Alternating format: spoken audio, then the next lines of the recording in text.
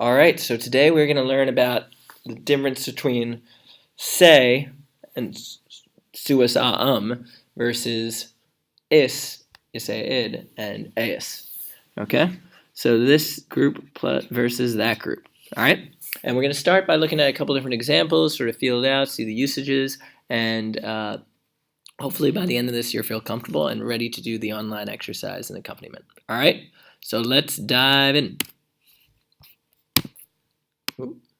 All right, so first off, exemplum antiquum.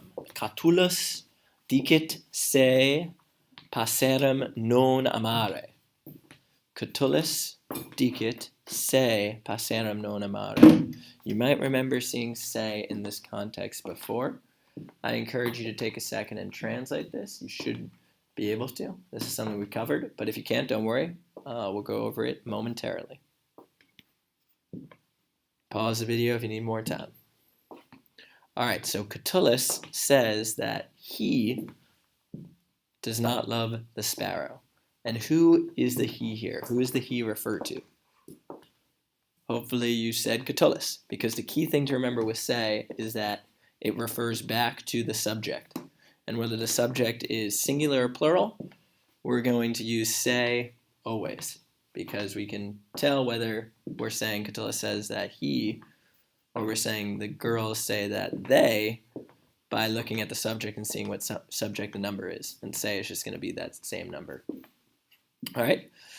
So a reminder, say refers back to the subject.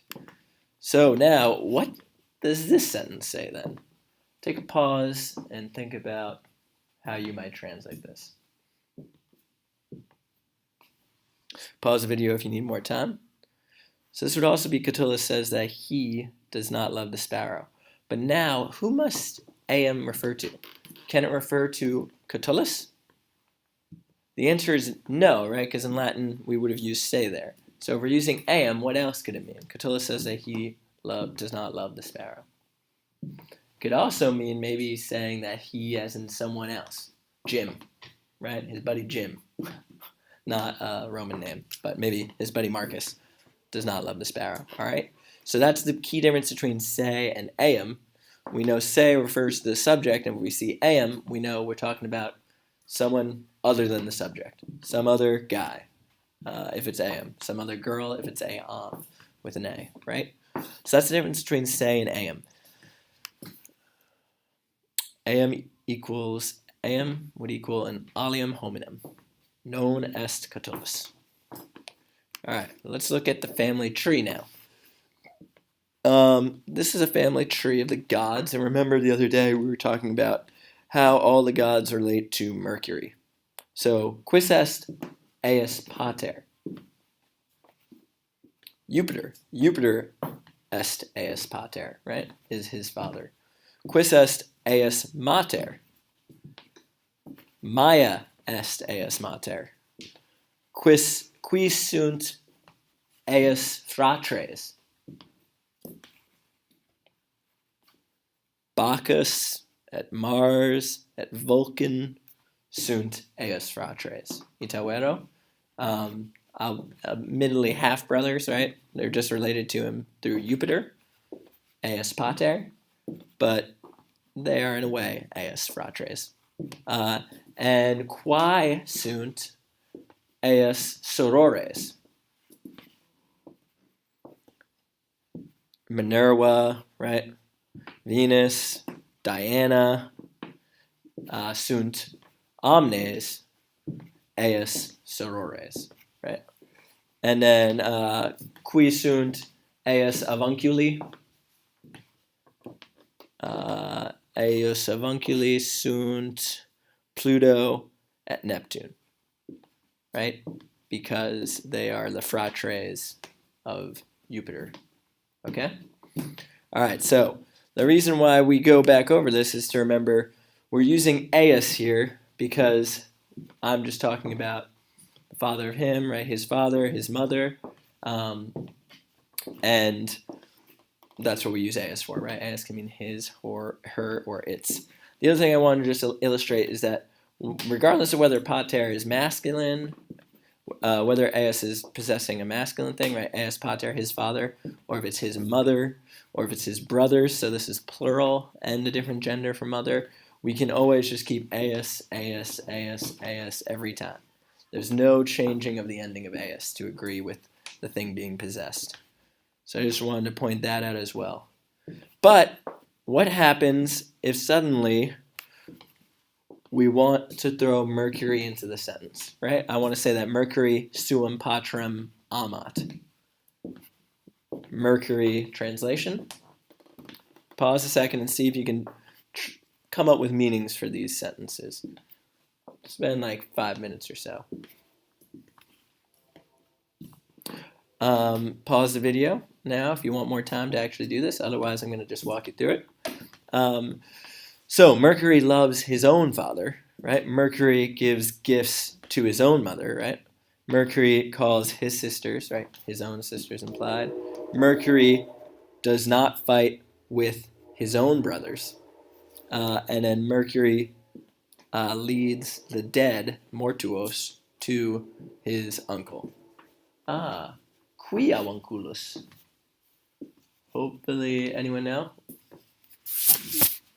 Hopefully some of you yelled out Pluto, right? Hades. Hades is the uncle. Cui Mercurius ducit mortuus. Okay, so what changed here? In here, we're using Eius, and it still meant his, right? But here we started using Suus. So there's a couple things I hope we would notice. One, and the main thing is, number one thing is that it's operating kind of like say did back here, right? Say referred to the subject. Suus is also always going to refer back to the subject. All right?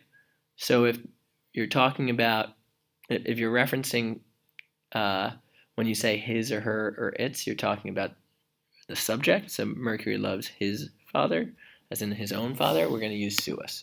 If we put Eius in here, it would imply that Mercury loves her father or some other his father, right? Some other guy's father, some other girl's father, which changes the meaning of the sentence dramatically, right? Here, if I switched it to Eius, now Mercury gives gifts to her mother or to some other guy's mother, all right? So again, really changes the meaning whether or not you have Suus or whether you have Eius. You might offend someone. Okay, so the other point to make here is notice that we have, as opposed to Eius, Eius, Eius, Eius, Eius, straight throughout, we have many different forms of Suus. Suus is a chameleon. It's changing. Why is Suus a chameleon? What other words in Latin is Suus like? Pause the video to think. Okay. Suus has these different meanings because Suus is an adjective. It's like meus tuus noster, nostra, nostrum, wester, westra, westrum. It's going to agree with whatever thing it's possessing, right? So Mercury loves his own father. Suum has to agree with patrem. Mercury gives gifts to his own mother. Dative of indirect object. Sui has to agree with matri and be in the dative feminine. Here, Suus has to agree with sorores in the accusative plural feminine, because sisters are feminine, so on and so forth. So it opts as an adjective. Here, Eius is really acting as a pronoun, just doing genitive possession, so we can keep it the same throughout. All right, so let's see if we can figure out how do we decline Suus Pause a minute and see if you can fill in this box on your own. It's a really good retrieval practice. And then if you want to pause the video to try and do that, I will show you the results. So I filled them in. You'll notice the us tells you it's just a 2, 1, 2 adjective, and a reminder that just means second declension endings, first declension endings, second declension neuter endings. That's why we call them a 2, 1, 2 adjective. And we have and they correspond to the masculine, feminine, and neuter genders, okay? So hopefully you got these forms out. If you didn't, I would recommend trying to do these from memory now that you realize that it's just a regular 212 adjective, because we got to get these forms really comfortable in our brains. Okay? So now that we've had a chance to do all that, I've given you some practice sentences to try and translate both from English to Latin and Latin to English.